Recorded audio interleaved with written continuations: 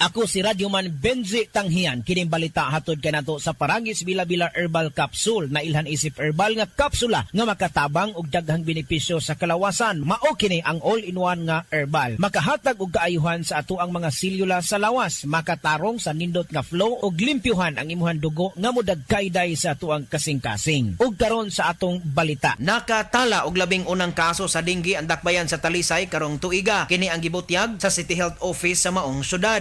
Nitugan si Dr. Cesar Bautista nga maong nataptan sa dengue usa ka 13 anyos nga batang lalaki nga anaa na hinuon sa stable ang kahimtang. Busa subli sila ni pahimangno sa publiko ilabi na sa mga taga Talisay noon nga kanunay gud nga magmatngon ug mag-inampingon aron malikay sa sakit nga dengue. Padayon karon ang ilahang nga misting operation sa nagkalenlain nga mga barangay sa maong syudad lakip na usab ang mga tunghaan. Dugang ni Bautista nga iyahang nga giawhag ang mga taga Talisay noon nga kun ugaling makasinati og sintomas sa dengue moadto dayon sa tambalanan ug magpakonsulta sa doktor. Kadtong balita hatod kanato sa Paragis Bila-Bila Herbal Capsule. Alang sa kumpleto nga kombinasyon, gamita lang ang Paragis Bila-Bila Plus Herbal Capsule. Paragis Bila-Bila Herbal Capsule na uban sa pagpangapi sa Paragis Bila-Bila Herbal Coffee ug ang pagpanghaplas sa Paragis Bila-Bila Liniment Oil. Gama sa GFMQ Marketing sa Paragis Bila-Bila dili na ka mag-agwanta pa. Sa dugang kasayuran tawag lang sa